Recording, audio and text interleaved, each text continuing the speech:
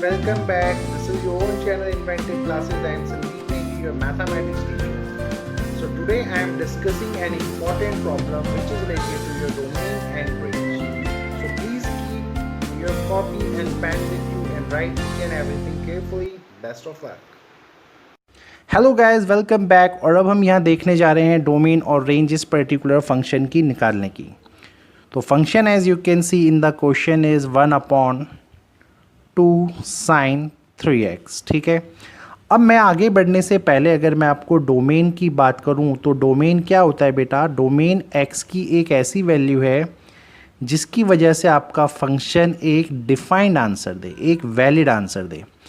आपका फंक्शन का कभी भी एक नॉट डिफाइंड आंसर जब होगा जब 1 के अपॉन में 0 आ जाएगा, यानी अगर कभी डिनोमिनेटर में 0 आ गया तो ये जो फंक्शन बनेगा आपका ये नॉट डिफाइंड टाइप्स हो जाएगा। ठीक है, एक और सिनेरियो होता है जब अंडर रूट के अंदर कोई नेगेटिव आ जाता है तो वो भी नॉट डिफाइंड हो जाता है, क्योंकि वो कॉम्प्लेक्स नंबर होता है, कोई रियल नंबर नहीं होता है।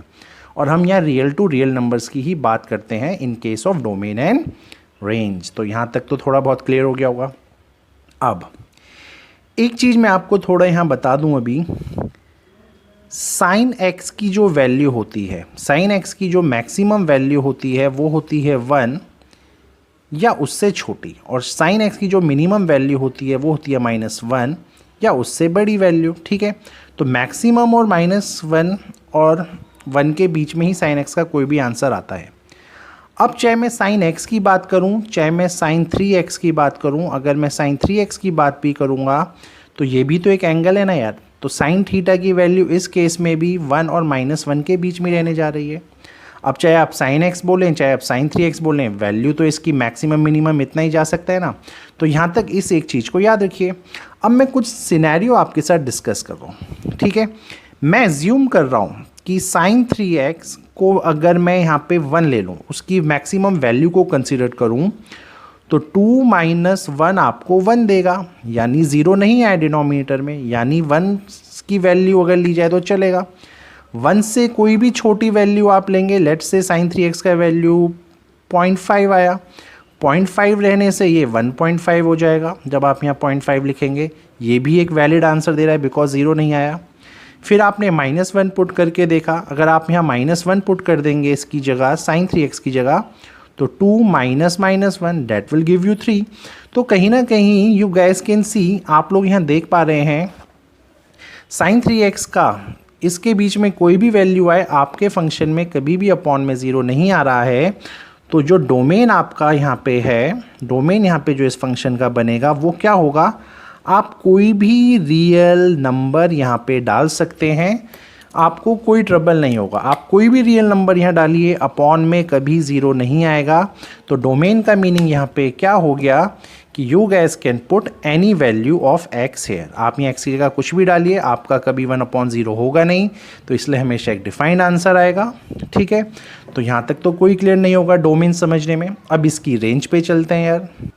रेंज, जैसे कि हमने पहले देखा था, साइन 3x की वैल्यू को आप 1 या 1 से छोटी और -1 या -1 से बड़ी देख पा रहे थे। ठीक है, अब यहाँ पे अगर मैं इसको क्लोजली देखूँ, यहाँ पे माइनस का साइन है, और अगर मैं मल्टीप्लाई करवा दूँ बेटा इस पूरी इक्वेशन को, अगर मैं इसको -1 से मल्टीप्लाई करवा दूँ, ठीक है, तो इनइक्वलिटी में आप एक चीज़ पढ़ेंगे, उस चीज़ को ध्यान रखिएगा। अगर मैं किसी भी चीज़ को मल्टीप्लाई या डिवाइड करवा दूँ -1 से, तो जो हमारे सिंबल्स होते हैं वो रिवर्स हो जाते हैं। इस चीज़ को ध्यान रखिएगा। ठीक है, तो जैसे ही मैंने यहाँ -1 से मल्टीप्लाई करवाया, इसका -1 मल्टीप्लाई आया तो ये 1 बना, ये आपका 1 बन गया इधर।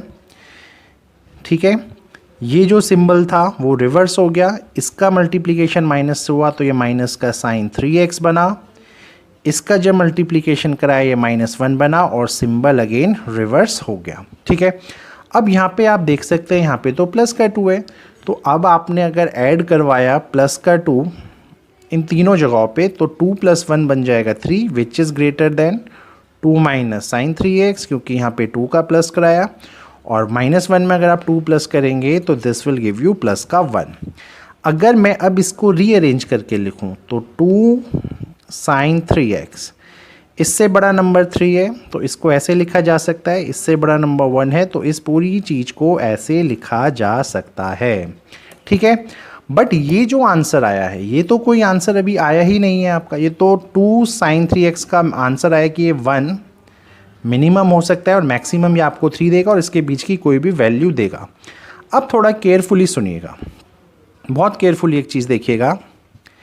आपसे जो आंसर मांगा गया है, आपसे मांगा गया है 1/2 माइनस साइन 3x का।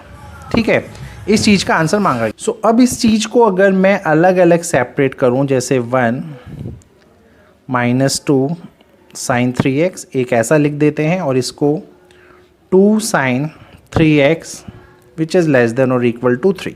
ठीक है, आपको 1/2 माइनस साइन 3x का आंसर चाहिए।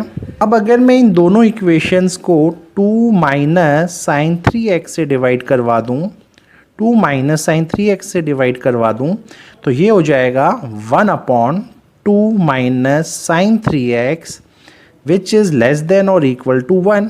एक आंसर तो ये आया आपके पास। ठीक है, और इस चीज़ को भी अगर मैं डिवाइड करवा दूं आपका 2 माइनस साइन 3x का दोनों साइड से, 2 माइनस साइन 3x का अगर मैं दोनों साइड मल्टीप्लिकेशन करा दूं तो ये हो जाएगा 1 विच इज़ लेस देन और equal to 3/2 minus sine 3x। ठीक है, और इसको अगर मुझे कन्वर्ट करना है तो अगर मैं यहाँ 3 से डिवाइड करवा दूँ, ये 3 से डिवाइड होगा, ये 3 से डिवाइड होके कैंसिल होके 1 आ जाएगा।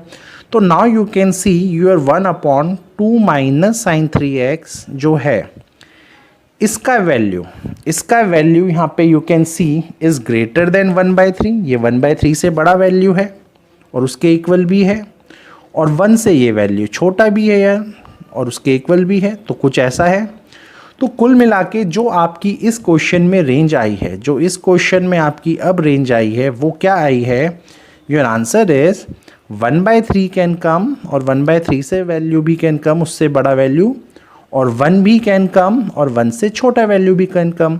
तो कुछ ऐसा आंसर आप लिखेंगे। This is your closed interval. Closed interval का मतलब होता है कि आपको वो वैल्यू इंक्लूड करनी है। सो आई होप ये क्वेश्चन आपको क्लियर हो गया होगा। ये 2 बहुत इंपॉर्टेंट स्टेप्स थे जो आपने यहाँ पे करे हैं। इसको मैं थोड़ा हाईलाइट कर देता हूँ। प्लीज़ जब भी आप कॉपी पेन लेके बैठें तो write each and everything very carefully. This is your range. I hope the question is clear to you. Good bye.